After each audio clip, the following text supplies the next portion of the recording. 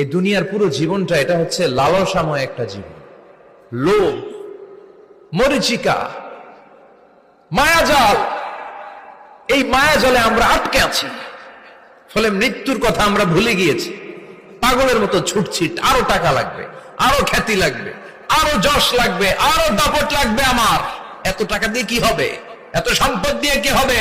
এত ব্যস্ততা দিয়ে কি হবে তোমার? স্টপ, থামুন, অনেক হয়েছে। আম্মা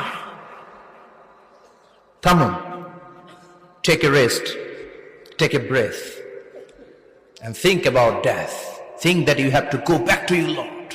একটু বসেন না, একটু ভাবেন যে আমাকে চলে যেতে হবে, চলে যেতে হবে। এই কোলাহল, এই ব্যস্ততা, এগুলো থাকবে, থাকবো না আমি।